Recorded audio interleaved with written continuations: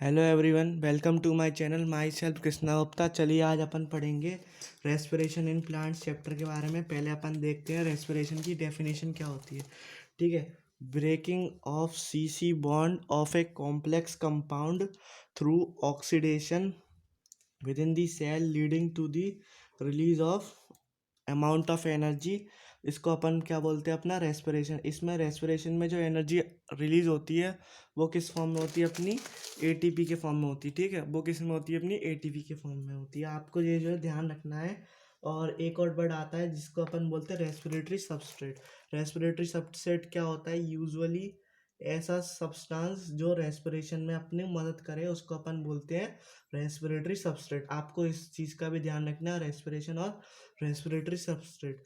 ठीक है। This chapter deals with cellular respiration और the mechanism of breaking down of fruit materials within the cells. और इसमें जो एनर्जी रिलीज होती है और ट्रैप होती है इन दी फॉर्म ऑफ एटीपी। ठीक है, आपको ये जो है इस बात का ध्यान रखना है। अब मैं आपको बताता हूँ, इसके बहुत ही इंपॉर्टेंट टॉपिक हैं। सबसे पहला ग्लाइकोलिसिस, दूसरा क्रेब्स साइकिल, तीसरा ईटीएस, चौथा जो है आपका लिंक रिएक्शन वगैरह जो बीच में आती हैं इसमें, और रेस्पिरेटरी बैलेंस शीट, कितने एटीपी कितने किसमें बनते हैं, और रेस्पिरेटरी कोएफिशिएंट। और इस चैप्टर से आप 2 से 3 सवाल हर साल नीट में एक्सपेक्ट कर सकते हैं। ठीक है, अब अपन बात करते हैं अपनी थोड़ी सी आगे। ठीक है, मैं आपको है ना इसके शॉर्ट नोट से पढ़ाऊंगा और आपको इसकी पीडीएफ भी प्रोवाइड कर दूंगा। ठीक है, अब अपन बात करते हैं। सबसे पहले अपन बात करेंगे अपना एटीपी। एटीपी जो है इस चैप्टर की क्या है, energy currency of the cell. ठीक है, एटीपी को अपन क्या बोलते हैं, energy currency of the cell. और respiratory substrate the compound which oxidise to get energy. ठीक है, compound which oxidise to get energy, इसको अपन बोलते हैं रेस्पिरेटरी सबस्ट्रेट। ठीक है, अब अपन बात करते हैं कि बहुत इंपॉर्टेंट साइकिल आती है ग्लाइकोलिसिस, जिससे अपन क्या बनाते हैं, पायरुविक एसिड, उसकी पार्शियल ऑक्सीडेशन करके। मतलब अब आगे देखेंगे अपन कैसे कैसे बनता है। ठीक है, इसको देने वाले साइंटिस्ट का नाम है गोस्तव एम्बिडेंट, ओटो मेयरऑफ एंड जे पार्थनस। और इसका दूसरा नाम है ईएमपी पाथवे। क्या है इसका दूसरा नाम, ईएमपी पाथवे।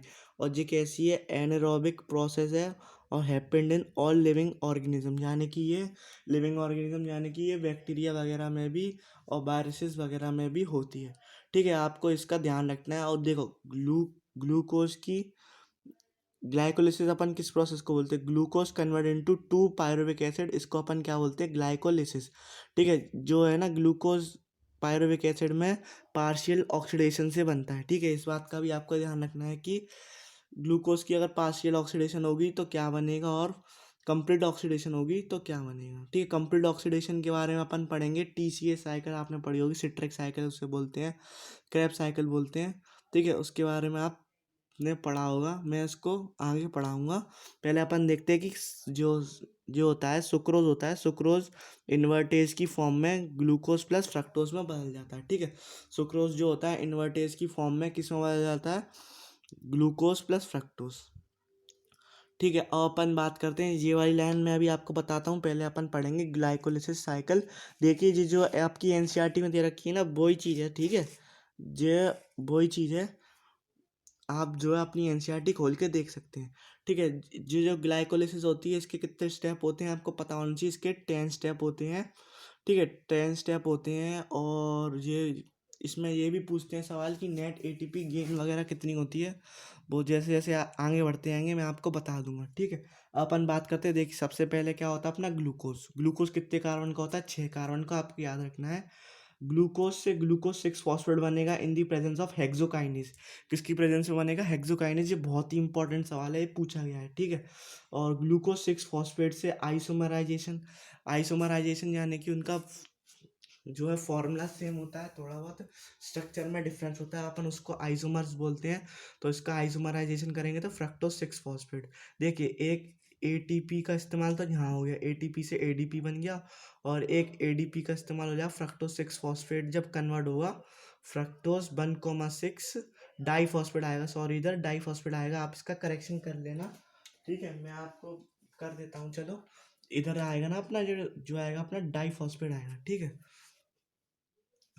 तो ये इसमें कन्वर्ट हो गया, इसमें कन्वर्ट हो गया, एक एटीपी यहाँ खर्च हो गई। तो अपनी टोटल एटीपी जो खर्च होती है यहाँ 2 खर्च होती हैं। और अपन देखेंगे आगे क्या बनता है, ठीक है। आगे बनेगा इससे पीजीए, पीजीएल यानी कि पागल, ठीक है। इसको बोलते याद करने की ट्रिक है पागल, ठीक है।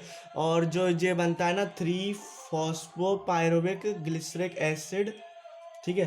3 फॉस्फोग्लिसरॉल एस एल्डिहाइड, ये दोनों जो होते हैं ना वो इंटर कन्वर्टेबल होते हैं। ये इसमें भी कन्वर्ट हो सकता है di hydroxy acetone phosphate, di hydroxy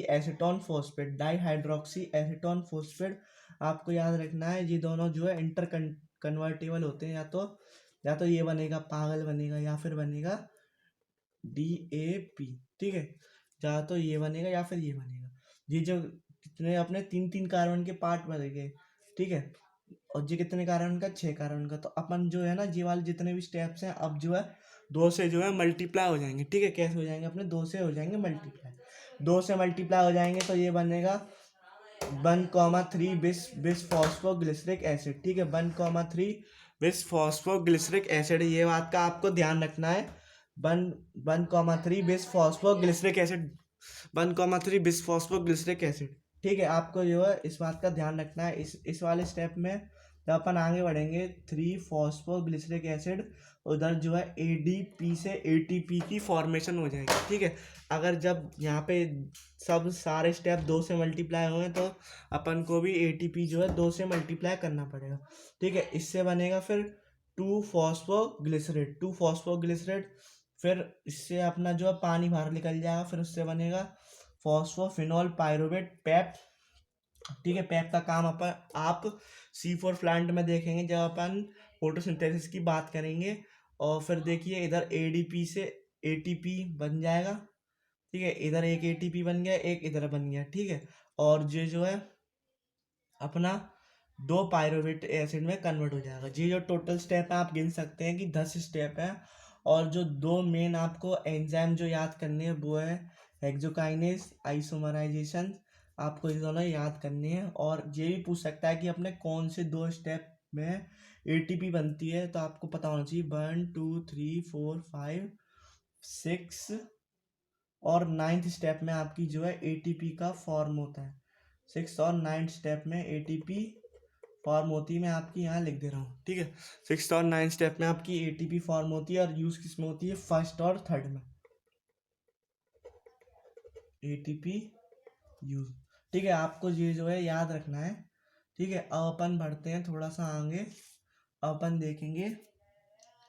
देखिए इसमें क्या होता है, अपनी 4 ATP बनती हैं, ठीक है। 4 ATP अपनी बनती हैं इस वाले प्रोसेस में, प्लस एक NAD बनता है और एक पानी बनता है।